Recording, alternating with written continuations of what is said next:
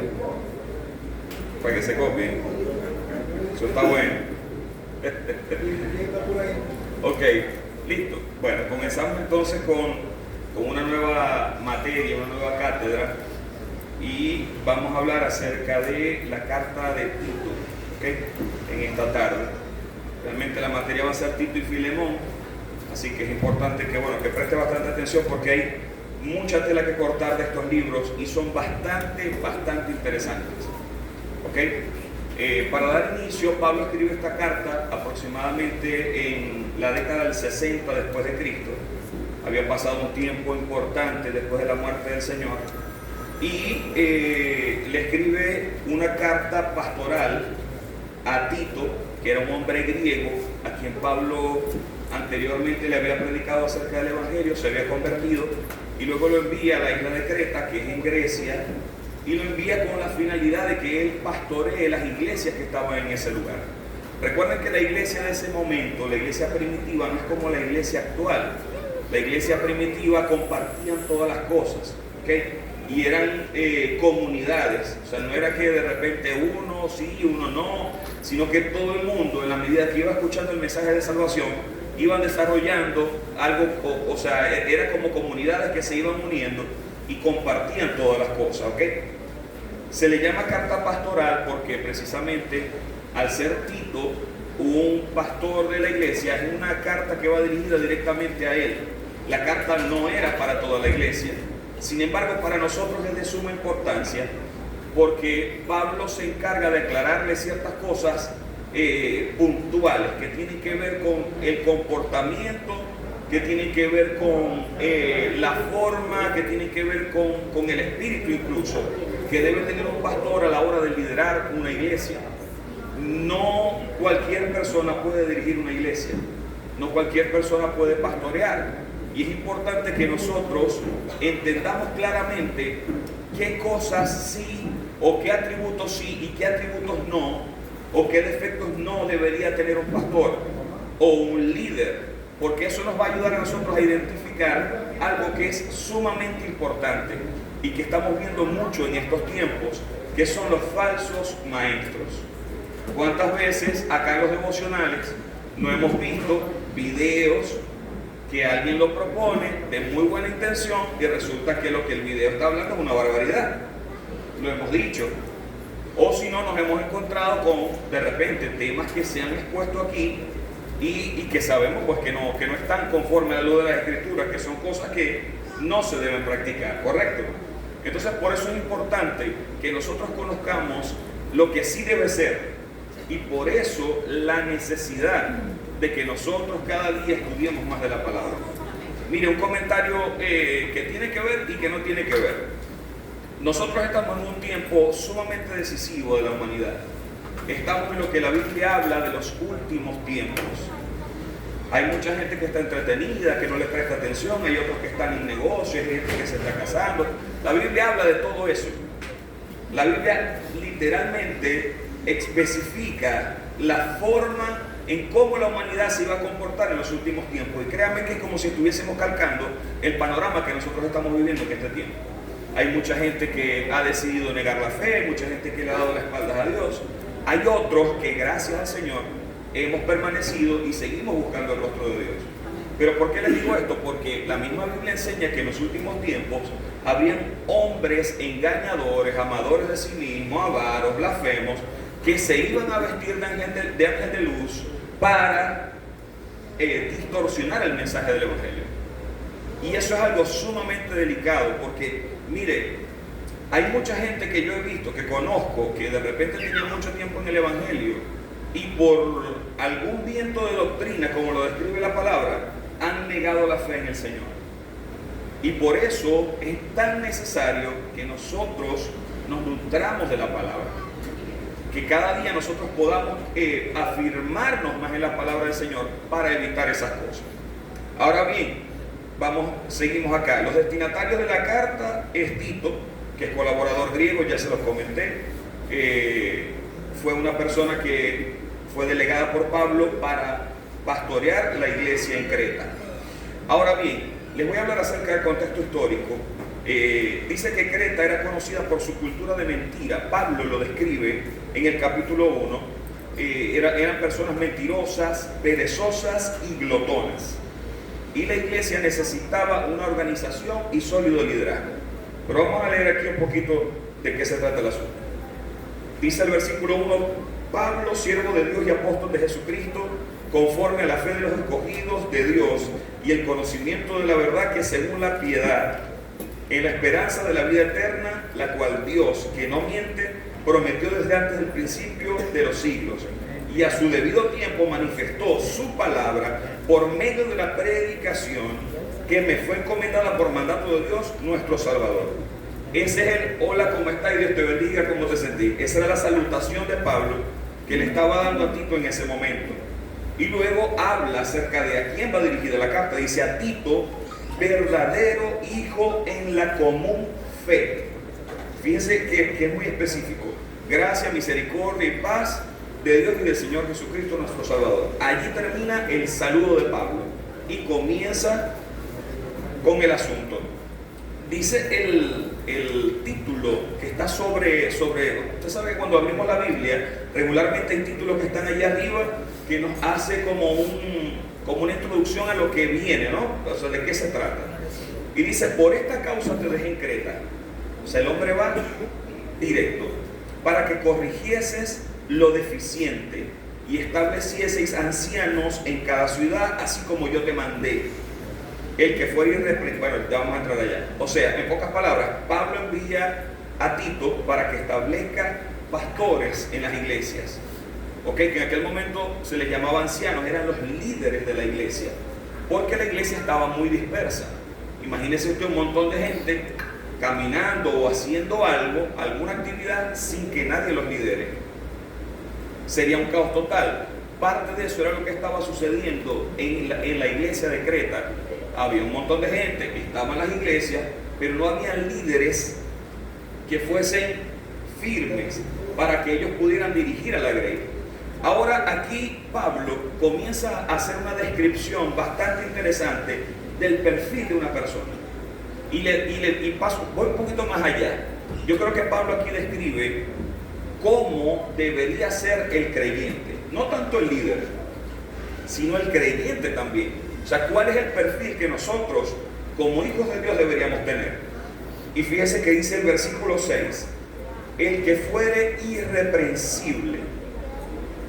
Irreprensible significa una persona que se comporta correctamente. No está hablando de alguien perfecto, pero sí está hablando de alguien que mantenga testimonio y que haga las cosas correctamente ante Dios y ante los que están a su alrededor. Ok, dice marido de una sola mujer. Esto es uno de los versículos más controvertidos, pero hoy no vamos a hablar de eso. Dice: y que tenga hijos creyentes que no estén acusados de divorcio ni de rebeldía. Pablo le asigna una tarea bastante, y es muy claro. Dice: porque es necesario que el obispo, el pastor, el líder, sea irreprensible como administrador de Dios. Y aquí da otra lista de características que yo les recomiendo que las anote, porque probablemente eso vaya para el examen. No soberbio.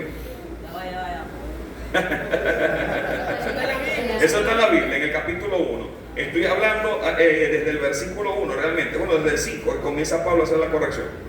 Dice: no soberbio, no iracundo, no dado al vino, no pendenciero, no codicioso de ganancias deshonestas, sino hospedador. Fíjense lo que dice: amante de lo bueno, sobrio, justo, santo, dueño de sí mismo, retenedor de la palabra fiel, tal y como está enseñada, para que también pueda exhortar con una sana enseñanza y convencer a los que lo contradicen. En pocas palabras, hermano, tiene que ser gente A1, gente recta, que camine verdaderamente con el Señor, que sea irreprensible y que conozca la palabra y que enseñe la sana doctrina. Y aquí yo me voy a detener, porque muchas veces hemos escuchado en los devocionales que la doctrina es mala. La doctrina no es mala. Lo malo es la falsa doctrina. ¿Ok? Nosotros como creyentes debemos aprender la doctrina, la buena doctrina, el verdadero evangelio que está escrito en la palabra. ¿Dónde está el problema? Que hay gente que de repente un día no está de acuerdo con algo, comienza a escribir algo y luego funda o hace o dice que hay una nueva revelación. Y es sumamente delicado cuando nosotros escuchamos o prestamos nuestro oído a atender nuevas revelaciones. Fíjese, Pablo en los capítulos siguientes, e incluso desde aquí y hasta los siguientes, dice: tengan cuidado de los falsos maestros. Ellos tenían un problema grave en aquel tiempo. El problema era de que Jesús nació judío. Entonces muchos de los maestros que se convirtieron al cristianismo luego pretendían o querían judaizar la iglesia. Y eso no es algo ajeno, eso está pasando hoy. Eso está pasando ahorita. Hay muchas iglesias que están compartiendo un mensaje judío y las dos cosas no son compatibles ni son necesarias. El judío tiene una forma de relacionarse con Dios y nosotros los cristianos tenemos una forma de relacionarnos con Dios. Incluso por eso Pablo reprende a Pedro. Fíjense el nivel que tenía Pablo, que se atreve a reprender a Pedro, que caminó con el Señor. Y hermano, ¿pero qué estás haciendo? No podemos judaizar a la gente. Estos son cristianos, o sea, en pocas palabras, era un tema doctrinal que se estaba hablando en ese momento. Y fíjense que había personas que estaban distrayendo el mensaje del evangelio para instaurar una doctrina judía que no les correspondía. ¿Ok? No estoy diciendo yo que los judíos estén mal, no me voy a meter en ese tema ahorita porque no lo podemos discutir, necesitaríamos mucho tiempo. Pero donde voy es que la iglesia es la iglesia y nosotros fuimos redimidos por la sangre del Cordero y el Señor nos llamó a libertad y hay un trato diferente para la iglesia de Cristo. En el Apocalipsis capítulo 12, Juan le pregunta al ángel que le estaba dando la revelación y le dice: mira, ¿y quién es ese poco gente que está allá? Y el ángel le responde: ellos son los que han sido redimidos por la sangre del Cordero. Hay un trato diferente, no es lo mismo un judío que un cristiano, y se lo digo desde ahorita por si acaso. Los judíos son judíos y los cristianos somos cristianos. Son dos cosas totalmente diferentes. Lo que sí puedo decirles es que adoramos al mismo Dios. Eso sí lo puedo dejar claro. Pero cuando será diferente el decir ven Mesías, ven Jesucristo, ven, ¿hay alguna diferencia? No, no hay ninguna diferencia porque todos reconocemos que Jesús es el Mesías. O sea, respondiendo a su pregunta. Es decir, que los judíos de la actualidad no, los judíos del decir tiempo ven bíblico Mesías, sí. ven. Yo anhelo la venida del Señor. Pero como Mesías. Esa es la confusión que yo tengo. Ya entiendo la naturaleza de la pregunta. Obviamente para nosotros los cristianos, el Mesías ya vino. Exacto. El pueblo judío espera al Mesías por primera vez.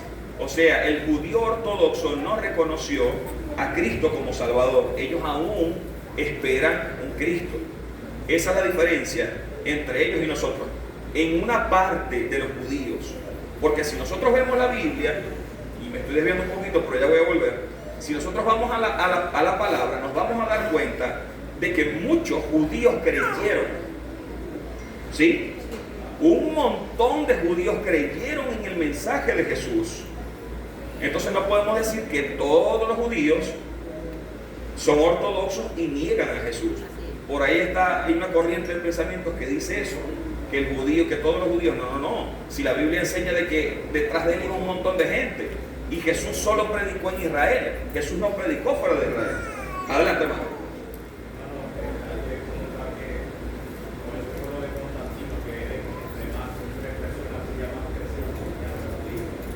Correcto, había judíos allí también y fueron perseguidos también, aún son perseguidos. Pero bueno, seguimos con el tema.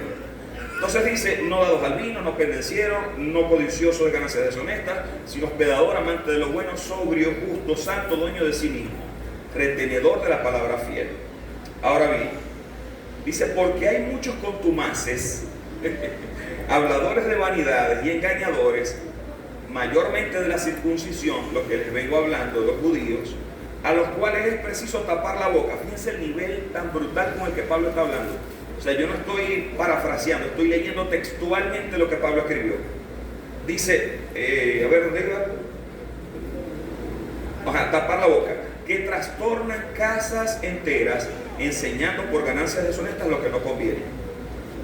Dice uno de ellos, su propio profeta, los cretenses, siempre mentirosos. Fíjense cómo dice, malas bestias y glotones ociosos. Este testimonio es verdadero, por tanto, repréndelos duramente para que sean sanos en la fe. Aquí me voy a detener de nuevo. Fíjense bien, nosotros en este tiempo promovemos un evangelio de amor. ¿Sí? Estamos todos claros. Porque realmente la palabra enseña que Dios es amor. Y la razón más importante por la que Cristo murió por nosotros fue por amor.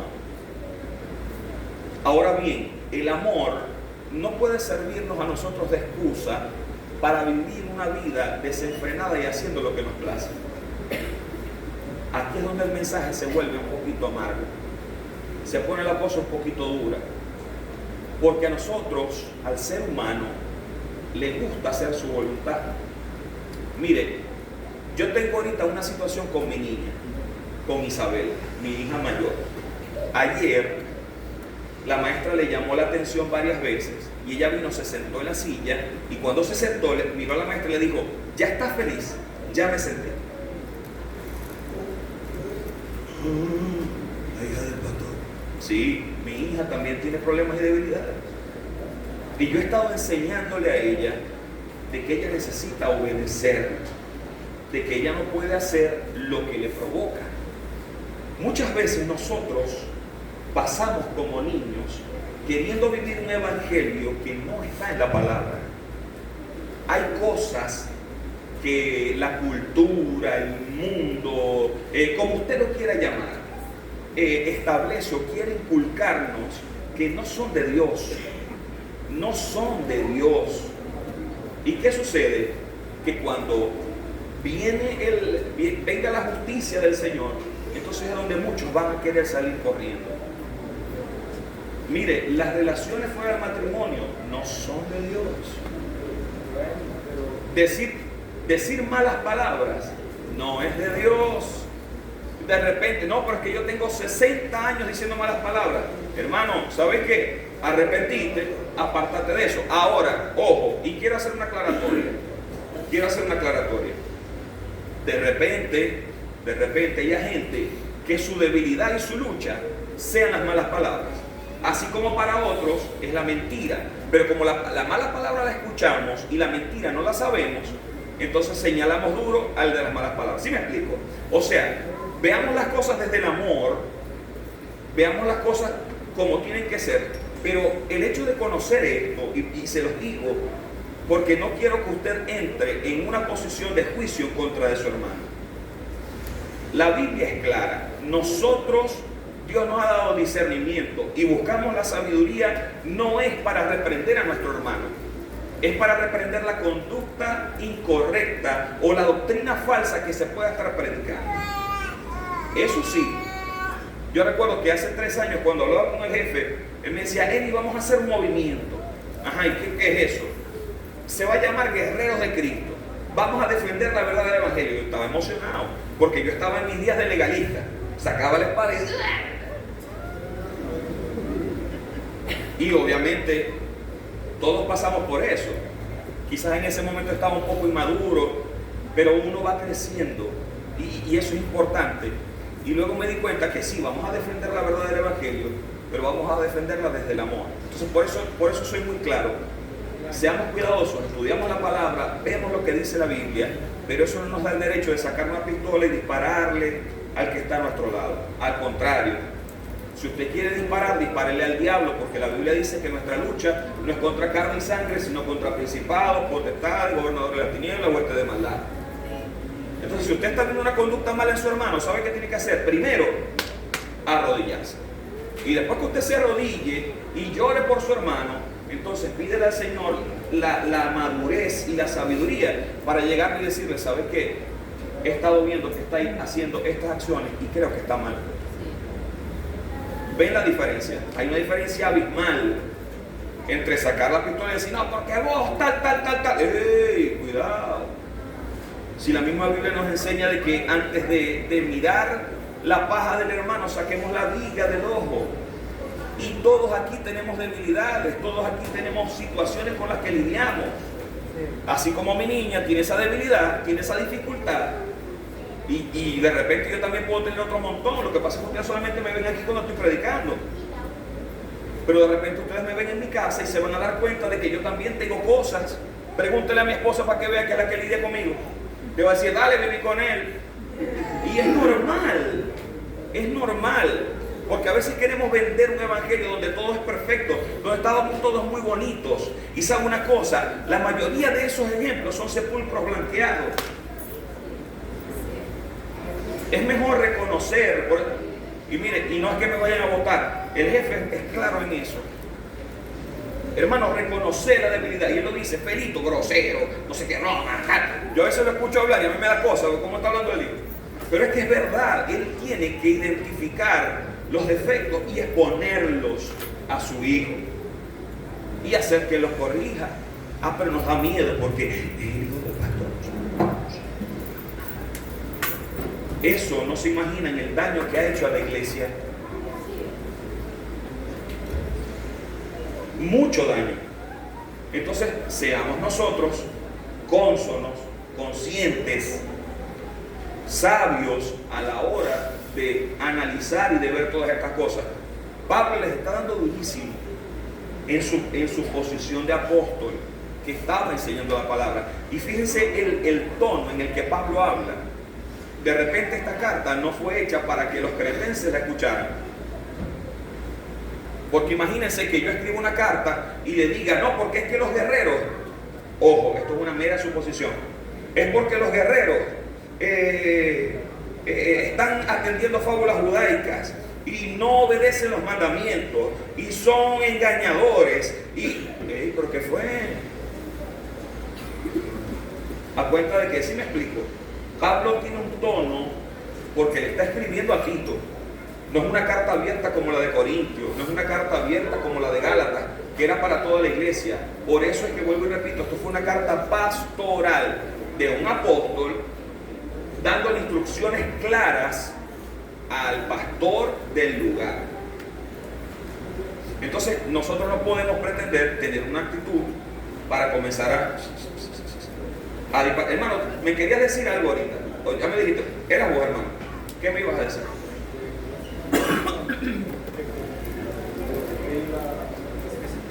Sí.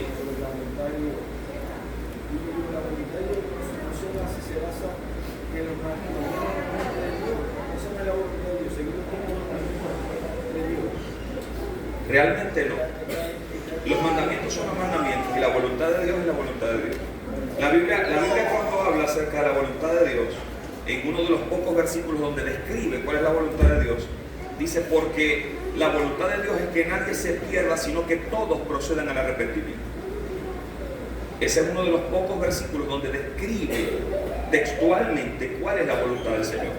Entonces, ¿qué pasa? Hay gente, y esto es superstición dentro de la iglesia, hay gente que dice, hoy me caí, eso fue de Dios, porque si yo me caí, entonces algo tal, empiezan a sacar cuenta y hacen una tesis. No, te caíste porque te resbalaste. Una cosa es lo que tiene que ver con Dios y otra cosa es que intentemos, ¿cómo le explico? Es como si intentáramos meter a Dios en cosas en las que Él no se mete. Mis acciones no tienen que ir filtradas bajo esa. Sí, por supuesto. Pero las acciones. Sí, incluso la palabra dice que si me amáis, dice Jesús, guardad mis mandamientos. O sea, sí tiene que ver con la voluntad del Señor. Pero vuelvo y te digo, cuando la Biblia habla acerca de la voluntad de Dios, en uno de los pocos versículos donde describe, habla acerca de la salvación, cosa que a mí me interesa muchísimo. O sea, me parece muy interesante. ¿La salvación es por gracia? Sí. No entiendo tu pregunta. O sea, mi pregunta es, tú vas a tener una acción, Ok. una decisión. Sí. Ya yo que quiero Sí. Bajo los 10 mandamientos. Por su, ese es el deber ser. Ahí estoy aplicando lo que Sí, sí, claro, claro. Sí, sí. A lo que me refiero es que hay una voluntad amplia de Dios. Y esa voluntad es que nadie se pierda, sino que todos procedan al arrepentimiento. Obviamente, cuando vos honráis al Señor en tus acciones, parte de eso se trata de ese versículo, que vos podáis llegar a la salvación. Claro.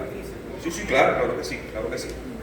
Ahora bien, dice el versículo 13: este testimonio es verdadero, por tanto, repréndelos duramente, para que sean sanos en la fe. Importantísimo. No atendiendo fábulas judaicas ni mandamientos de hombres que se apartan de la verdad. Aquí me voy a detener de lo que voy a decir, hermano. Respecto a lo que él dijo, yo tengo un primo que él está en los judaizantes, ¿no? ¿Él está? Con los judaizantes. Ok, es mesiano. Lo que él dice de los mandamientos, uno de los mandamientos es guardar el sábado. Sí. Nosotros como cristianos no guardamos el sábado. No. Entonces, con lo que él dice, no estaríamos siguiendo la voluntad de Dios. Bueno, lo que pasa es que tendríamos que estudiar acerca del día de reposo. Tendríamos que estudiar las cosas que Jesús hizo en el día de reposo. Tendríamos que estudiar las cosas que Cristo dijo en el día de reposo. Sí, sí, está bueno, sí tiene una correlación. No necesariamente hacer los 10 mandamientos es hacer la voluntad de Dios. La mayoría. Sí, porque, por ejemplo, Lo que pasa es que eso tendríamos que conversarlo, pero para eso necesitamos una clase completa. Para hablar del día de reposo necesitamos una clase o dos clases. Es que cuando ¿Ok? Dios nos da la ley, no es para que la cumplamos, es para mostrarnos lo incapaces que somos para poder alcanzar ese estándar. Y nos obliga a mirar a Cristo. Y es donde entendemos que por gracia. Es que Ok, nadie la puede yo Alexis. A mí no hay que decir. Ya, no escucho, ¿cómo? Ajá. Hermanos, vamos a escuchar acá, porfa. Ellos practican mucho el judaísmo. Sí, sí, tienen cierta... Basado en el Antiguo Testamento. Sí, Para ellos, el Nuevo Testamento correcto, correcto. sus leyes están cumpliendo el mandato de Dios, pero están negando la existencia de Cristo. Correcto. Ellos guardan el sábado porque Sí. en el Antiguo Testamento se guardaba el sábado. Sí, correcto. Si nos vamos al Nuevo Testamento y nos Los explica judíos guardaban el sábado. que el Señor hizo milagros en el día del sábado. Correcto. Sí, pero de verdad quiero ser muy claro y permítame que se los diga. No quiero andar en el día de reposo, necesito terminar la clase y si seguimos con el día de reposo nos vamos a extender mucho. De todas maneras, como les interesó mucho el tema, vamos a proponerles al pastor Alexis que en algún momento abramos el debate y podamos hablar acerca de eso, ¿les parece? ¿Sí? Chévere. Ahora bien, sigo por aquí. Fíjense lo que dice: ni a fábulas judaicas ni a mandamientos de hombres que se apartan de la verdad. Mire, esta carta es antisecta totalmente. Antisectaria. Mandamientos de hombre. Eso es algo, mire, que es muy delicado. Yo he visto lugares donde hombres han establecido leyes propias para coaccionar y manipular a la gente. Cuidado con eso. Eso se ve en todos lados, sí, en diferentes esferas, pero a mí me ocupa la parte cristiana y por eso desde el principio de la clase vengo advirtiéndoles que es necesario leer la palabra para no caer en este tipo de cosas. Allí reside una de la importancia más relevante de poder leer la palabra, de poder estudiar la palabra, evitar que falsas personas, que falsos maestros puedan desviarnos. Y ese es prácticamente el eje central de la carta de Tito. Es una carta, o por lo menos este capítulo, es totalmente antisectario. Ahora bien, dice, mandamientos de hombres que se apartan de la verdad. Todas las cosas son puras para los puros, mas para los corrompidos e incrédulos nada es puro. Se las voy a poner más fácil. ¿Cuántos aquí se han encontrado con alguien que es adverso totalmente al movimiento y a las cosas de Dios?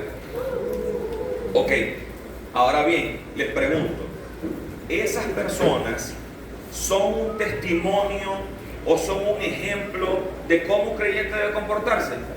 Ninguno. Ninguno. Porque la mayoría de la gente que levanta el dedo para señalar regularmente está llena de defectos. Es más, ya el hecho de atreverse a levantar el dedo para señalar ya es un problema. Entonces, por eso Pablo le dice, todas las cosas son puras para los puros. ¿Qué significa esto? Nosotros aquí, en el movimiento, de repente vemos cosas y nos parece normal. Y verga, pero ¿por qué esa gente se la mantiene bailando? ¿Y cuál es el problema? ¿Y sabe por qué lo vemos así? Porque hemos entendido cuál es el fondo de todo esto. No solamente la forma, sino el fondo también. Ah, pero es que ya tienen a Marco Antonio guindado atrás. Sí, pero nadie se va a ir a arrodillar a Marco Antonio ni a prenderle una vela. ¿Sí me explico? Hay gente que dice, no, pero mirad que tienen allá pintado que se parece a Keanu Reeves. Y le pusieron una corona. Pero ya va. Nadie va para allá. Yo no he visto a nadie, a ningún guerrero, ir para allá, arrodillarse a ninguna de las imágenes que están aquí. Y el día que lo hagan, los reprendo y duro. Sencillo como eso. Tenemos eso porque es una representación, pero no adoramos ningún tipo de imagen. ¿Correcto? Ahora bien, ok. Dice, todas las cosas son puras para los puros, mas para los corrompidos e incrédulos nada les es puro, pues su mente y su conciencia están corrompidas.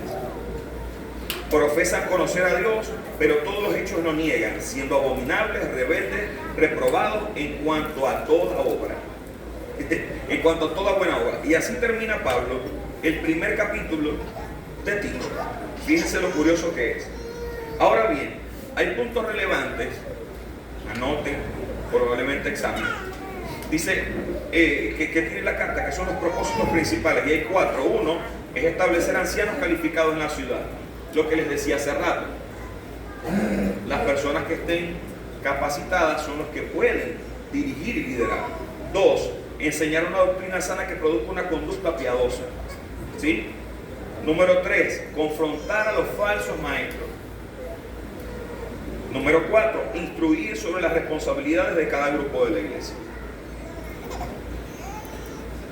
Fíjese que para que el cristiano pueda ser líder, debe tener un carácter comprobado.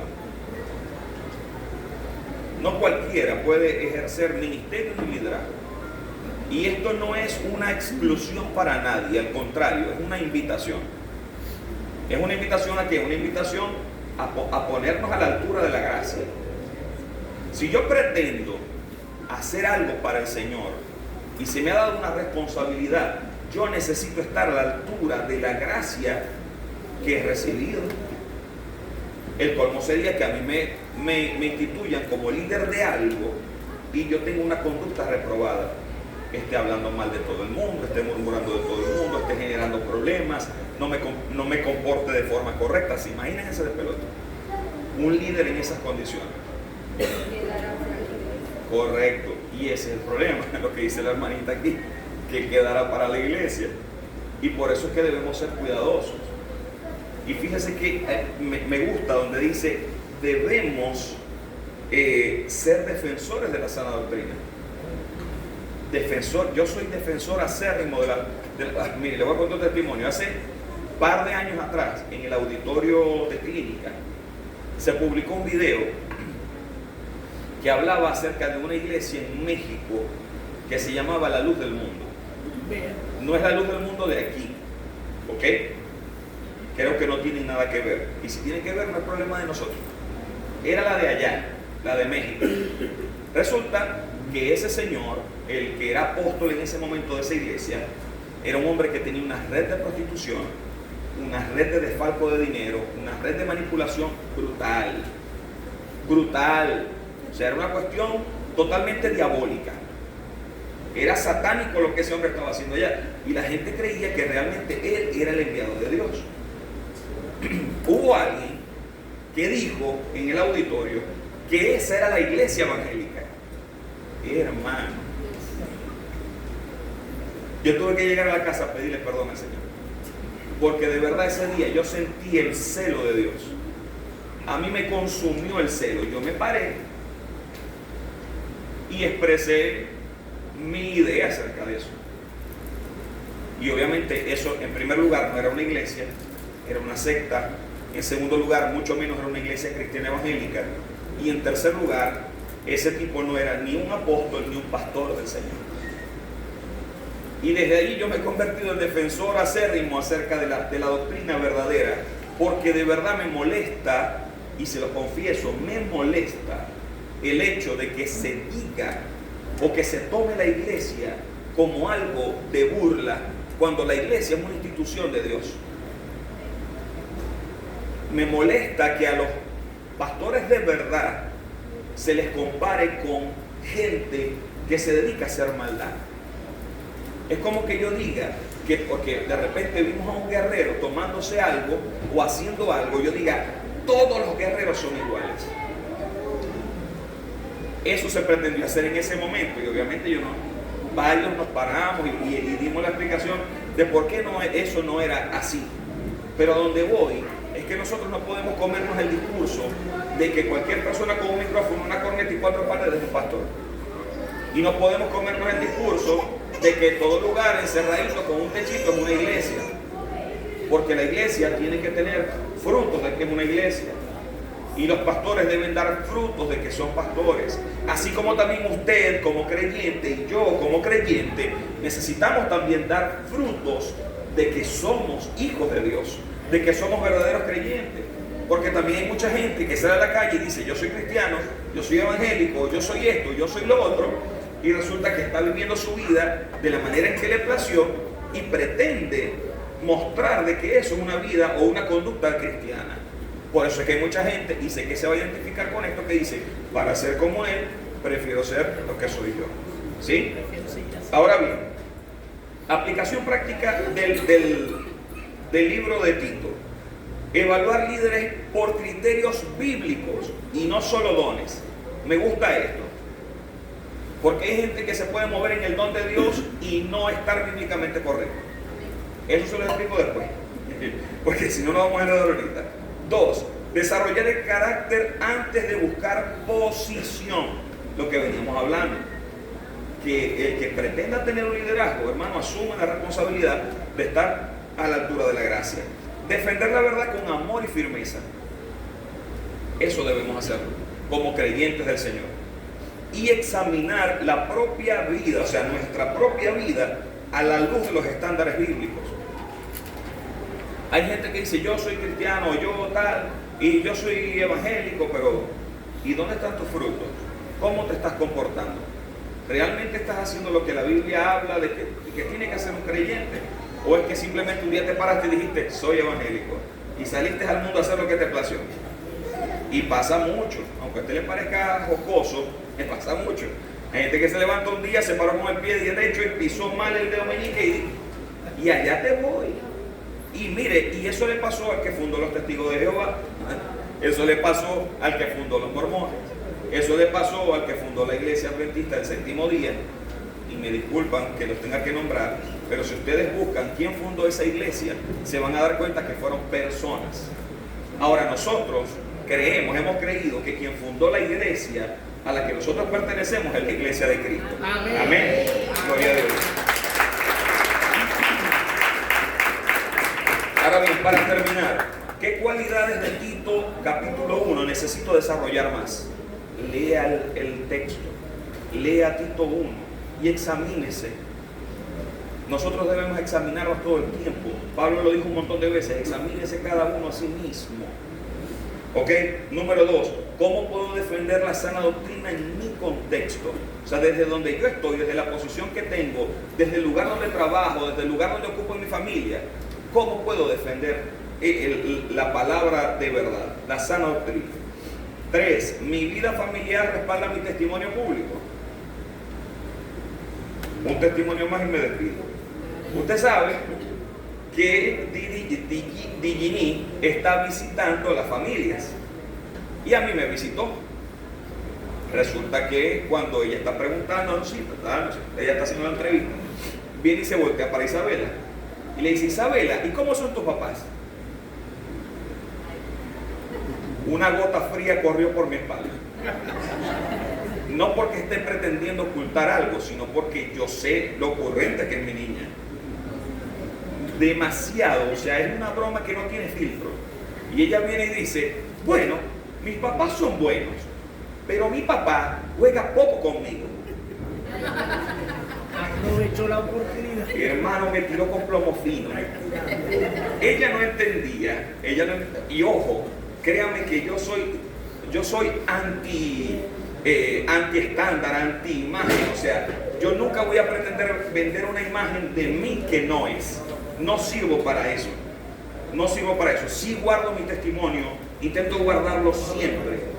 Pero ustedes nunca van a ver, o sea, si me van a ver a mí, me van a ver como yo soy, aquí, en mi casa, en la iglesia, estando quien esté. Yo no tengo problema con eso porque no tengo compromisos morales ni sociales con nadie, los tengo con el Señor. Ok, ahora bien, mi niña viene y me vendió. No, papi juega conmigo. Ajá. Y entonces viene la muchacha y le pregunta, ¿pero a ti te falta algo? Y le dice, no. ¿Y tu papá te compra tu ropa? Sí. ¿Y tu mamá esto? O sea, le hizo entender de una forma muy educativa de que, ok, yo no puedo jugar todo el tiempo contigo porque necesito trabajar. Según la perspectiva de ella quiere pasar el día jugando porque eso a ella le gusta. Ella puede pasar todo el día jugando. A veces la despertamos, mami, vamos a la escuela, y dice, papi, pero ¿puedo jugar un ratito primero? No, mami, debemos ir a la escuela. Entonces, obviamente, ¿por qué les digo esto? Porque, fíjense, el último punto habla acerca de la familia. Nuestra familia tiene que ser un reflejo de lo que realmente nosotros somos. Ojo, no es perfección. No es que tus hijos van a ser los santurrones de la iglesia y se van a sentar. No se trata de eso. En estos días Isabela, para que la vayan conociendo, tumbó el filtro de la broma esa, del filtro que está aquí. Ella me fue a decir algo, se volteó sin querer, hizo agua por todas partes. El filtro, el botellón fue a dar por allá, el filtro por allá. Yo dije, pero ella me llega y me dice, papi, se cayó el filtro. Yo la miré y le dije, mami, se cayó. Papi, lo tumbé, pero fue sin culpa. Ella obviamente entendió lo que había pasado y se puso a llorar. Yo le dije, mami, tranquila, no ha pasado nada. ¿Por qué? Porque yo también necesito ser papá protector para ella. ¿Ok? Y yo voy a salir a defenderte, yo voy a salir a dar la cara por ti. Pero nuestros hijos también deben hablar lo que hay en casa. Nuestra familia tiene que ser un reflejo de lo que nosotros pretendemos ser o pretendemos anunciar al mundo. Entonces, si usted quiere hacer una introspectiva, lea este capítulo que es interesantísimo. Verifique cómo está ahí, de vez en cuando mídase. Eso es sano. No es que se mida con los otros, no, siempre mídase con la palabra. Si usted quiere saber si usted está bien, no mire al que está al lado, mire la palabra. O si no, mire a Cristo. La Biblia dice, puesto los ojos en Jesús. Él es la guía perfecta. Amén. No le quito más su tiempo. Dios le bendiga. Buenas tardes.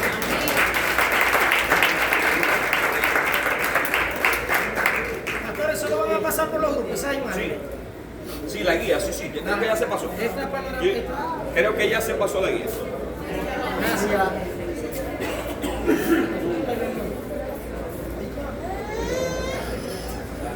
Te la regalas. Eli.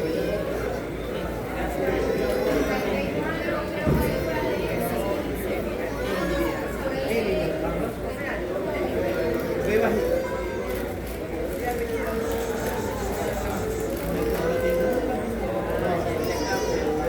No me acuerdo la canción. Pero dice Eli.